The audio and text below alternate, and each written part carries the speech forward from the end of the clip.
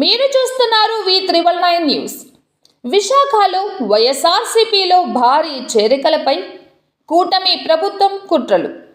విశాఖపట్నం జిల్లా వైఎస్ఆర్ కాంగ్రెస్ పార్టీలోకి ధర్మాన ఆనంద్ వందలాది మంది అనుచరులతో కలిసి ఈరోజు అనగా సోమవారం చేరేందుకు VMRDAకు 71,300 చెల్లించి అధికారికంగా అనుమతి తీసుకోవడం జరిగింది.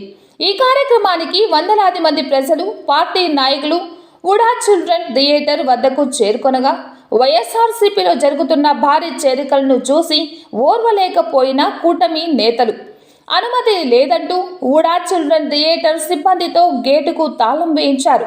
ఈ ఘటనను నిరసిస్తూ విశాఖపట్నం జిల్లా పార్టీ అధ్యక్షులు KK రాజు ఆధ్వర్యంలో చిల్డ్రన్ థియేటర్ గేటు వద్ద తీవ్ర నిరసన వ్యక్తం చేయడం జరిగింది.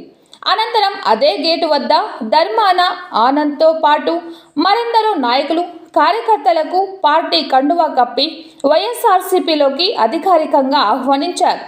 ఈ కార్యక్రమంలో మాజీ మంత్రివర్యులు, అనకాపల్లి జిల్లా అధ్యక్షులు గుడివాడ అమర్నాథ్, తూర్పు నియోజకవర్గ సమన్వయకర్త మొల్లి అప్పారావు, శాసన మండలి సభ్యులు వరదు కళ్యాణి, డిప్యూటీ మేయర్ కటుమూరి సతీష్, రాష్ట్ర పార్టీ అధికార ప్రతినిధి కొండ రాజీవ్ గాంధీ, కార్పొరేటర్లు, నాయకులు, కార్యకర్తలు, అభిమానులు తదితరులు పాల్గొన్నారు.